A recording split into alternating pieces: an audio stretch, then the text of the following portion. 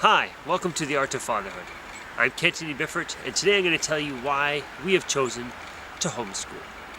10 reasons. First one being that it's very simple. We want the Catholic faith to be the footstool and crown of our children's education. And though we could put our kids in a Catholic school, they're not all the time being taught by the most passionate Catholic teachers who really know their faith. And so we want to make sure that our children get the faith integrated into every aspect of their education, and the best ones to do that are my wife and I. Secondly, socialization. I want my children socialized by whom I choose to have them socialized by, and not by sticking them into a classroom where I don't know the other families, and the other families have different values than we do, and my children end up being socialized by these other children from other families that I have not chosen. So we purposely choose to homeschool so that we are choosing how our children are being socialized, and the values that they are gaining are from the community that we want them to be in. Thirdly is the curriculum. I am not interested in a dummied down curriculum that every year gets easier and easier and easier, and a curriculum that is based on entertaining the children because they have no focus anymore. Forget it. We want our children in a curriculum that is classically based, that is steeped in classical literature, in mastering language, reading and writing, speaking, listening, speaking, because that is the tools that will help my kids to learn and master any subject they want to. So we have designed our own curriculum using the classical curriculum model, and we're not finding that in the school system, so we're doing it here at home with the family. Number 4, we know our children the best, and we love them more than any other teacher does.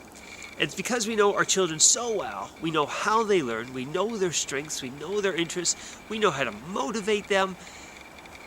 Why not be their primary teachers, their primary educators? And that's what we are. Number 5, at home, we rarely have wasted time.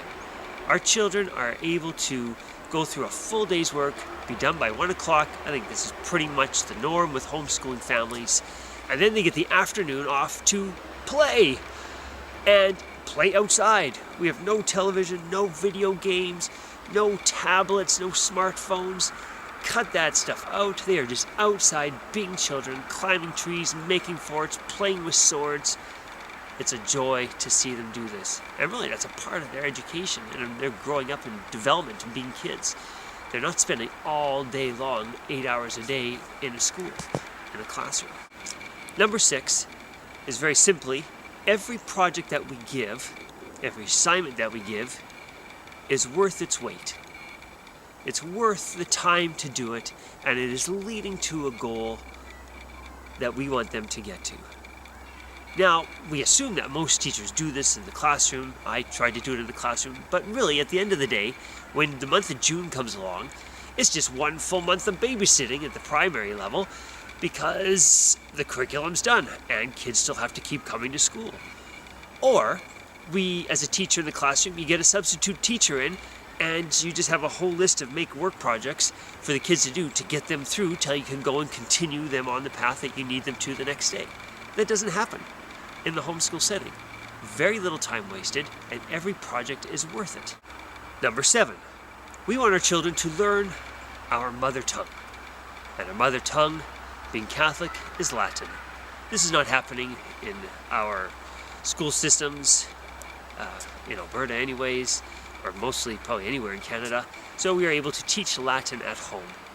So our children are able to participate in the Latin Mass and grasp the richness of that language. And of course there's many reasons to learn Latin, but that's for another time. Number 8, we want to learn with our children. There is so much to learn out there. We dive in with our kids and learning about the lives of the Caesars and Julius Caesar, and why he crossed the Rubicon, and why Galen wanted to be a great doctor and travels across Greece to Alexandria and gets there and learns about how to map the body and all these great subjects and a great history that we can learn, and going through our logic workbooks with the children, learning about all these fallacies and logic. I mean, it's just so exciting to sit and actually learn with your children. And on top of that, we love the fact that it's a multi-grade learning. Our children are not segregated by their age into a classroom, but the youngest one and the oldest one, they're all learning together, and we can make the assignments so they match their age levels, but it's just enrichment all the way around.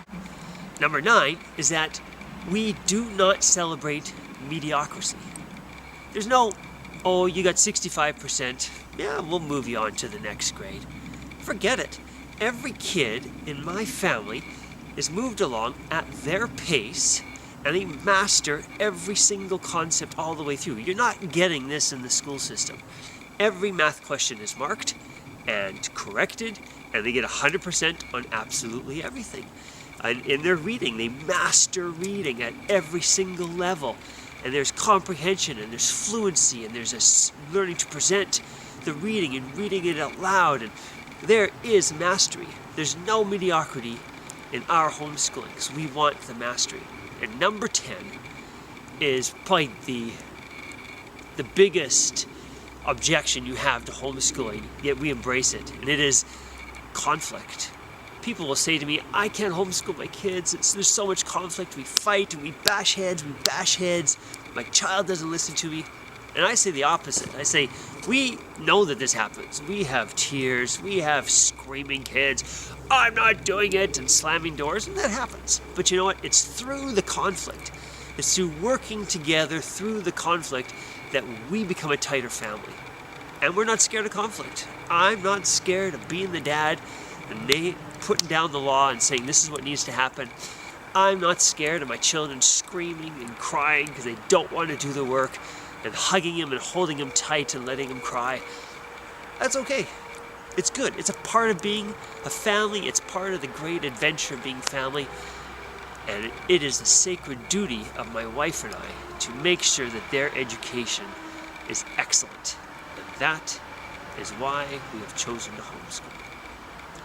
If you like this video and you like this kind of stuff, learning how to be a father, check out my website, artoffatherhood.ca, and remain always faithful to your family, and to your God, and to your faith. Semper Fidelis.